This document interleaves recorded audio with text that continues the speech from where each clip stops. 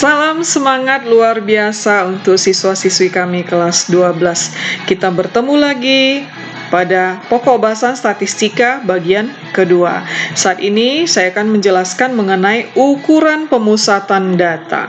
Masih dengan saya yaitu Ibu M. Lubis. Nah, sebelum saya melanjutkan materi kita pada saat ini, ada kata motivasi yang berbunyi demikian. Pendidikan adalah tiket ke masa depan. Hari esok dimiliki oleh orang-orang yang mempersiapkan dirinya hari ini. Artinya apa? Jika kamu suatu saat nanti ingin panen durian, maka kamu harus menanamnya sekarang, lalu panennya 8 tahun lagi. Tapi kalau mau lebih cepat lagi, mau panen jagung hanya 4 bulan. Jadi artinya apa? Jikalau Anda ingin panen jagung 4 bulan ke depan, maka Anda harus menanam bibitnya hari ini. Kalau Anda tidak menanam apa-apa, maka Anda tidak akan menuai apa-apa. Sama halnya juga dengan pendidikan. Persiapkan dirimu mulai saat ini, belum terlambat. Banyak perguruan tinggi yang sedang menunggu Anda. Baiklah, jadi supaya masa depanmu cerah, maka Anda harus mempersiapkan diri sebaik mungkin. Oke, kita lanjut materi kita. Ya, materi kita yaitu ukuran pemusatan data. Nah, jadi ukuran pemusatan data ini dibagi atas rata-rata, modus, median, kemudian nanti kita akan singgung sedikit mengenai ukuran letak data yaitu bagian kuartil. Kenapa nggak semua, Bu? Ya, nanti waktunya tidak cukup dan Anda tidak fokus. Jadi kita fokus kepada rata-rata, modus, median, dan kuartil. Dan semuanya ini adalah khusus untuk data tunggal ya. Langsung saja, kita masuk bagian pertama yaitu rata-rata. Rata-rata itu rumus umumnya adalah jumlah semua nilai per banyak data. Jadi rata-rata itu ada juga nama lainnya ya. Namanya siratan hitung. Min, bukan median ya, min, rata. Simbolnya untuk rata-rata adalah X bar. Oke. Nah, rataan hitung itu sendiri atau X bar adalah dari misalnya disajikan data X1, X2, X3 sampai Xn, artinya apa? Nilai pertama, nilai kedua, nilai ketiga, sampai nilai ke N didefinisikan sebagai berikut. Inilah dia rumusnya. Yaitu X bar sama dengan X1, X2, tambah X3, tambah dan seterusnya sampai Xn per N. Artinya apa? Nilai pertama ditambah nilai kedua, ditambah nilai ketiga, sampai nilai ke N per banyaknya data atau N. Atau X bar itu adalah jumlah dari semua nilai dari nilai pertama sampai ke N per banyaknya data. Ya, lalu contoh soalnya langsung saja. Misalkan ini adalah nilai ulangan dari si Budi. Nah, Budi mengikuti ada ini sekitar 8 ulangan ya. Dari 8 ulangan ini kita mau menentukan berapa nilai rapornya nanti ya. Seandainya nilai ulangan ini langsung nilai rapor ya.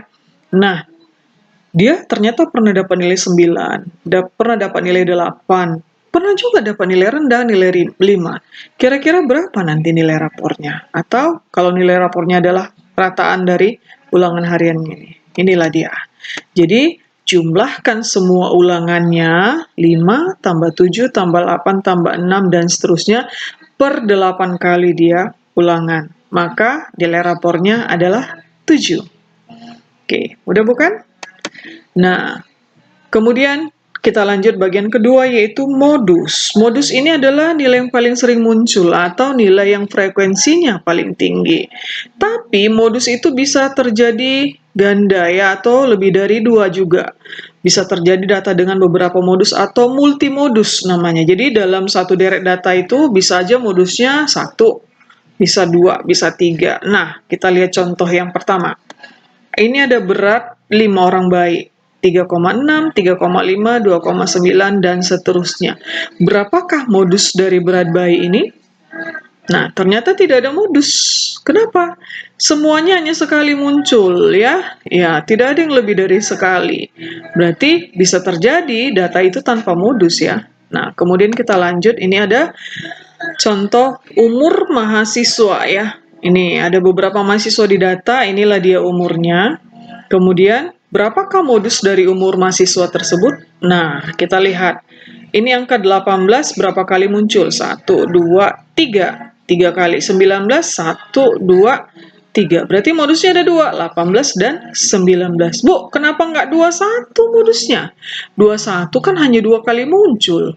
Lebih banyak lagi 18 3 kali muncul dan 19 3 kali muncul. Karena modus itu kan angka yang paling sering muncul. Oke, mudah sekali. Nah, kita lanjut kepada bagian yang berikutnya, yaitu median atau nilai tengah. Atau bahasa Inggrisnya middle ya. Nilai yang membagi data terurut menjadi dua bagian yang sama banyak. Contohnya, tentukan median dari data berikut. Dari data A. Nah, nilai yang membagi data terurut berarti harus diurutkan dari yang terkecil. Udah terurut? Belum. Jadi jangan langsung, ya ini mediannya. Salah ya. Kayak ini. Inilah mediannya. 3. 3 bagi ratanya adalah 3 kiri 3 kanan. 4 tambah 3. Belum ya. Kita urutkan dulu. Inilah dia. 5, 3, 4, 5, 2 diurutkan menjadi 2, 3, 4, 5, 5. Maka mediannya jelaslah 4 ya.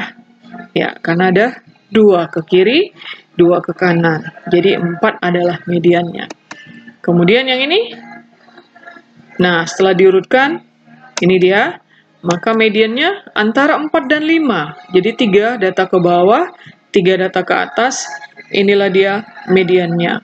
Maka mediannya adalah antara 4 dan 5. Berarti dia apain? Jumlahkan 4 dan 5 itu. Bagi 2. Maka mediannya adalah 4,5. Oke, kita lanjut. Ukuran letak data ya. Ini adalah kuartil. Kuartil itu bisakah dia kuartil atau ki? Kuartil ya. Ya, kuartil itu adalah nilai yang membagi data terurut menjadi 4 bagian yang sama besar. Kalau tadi median itu nilai yang membagi data terurut menjadi 2 bagian, kiri, kanan. Ini enggak 4 bagian.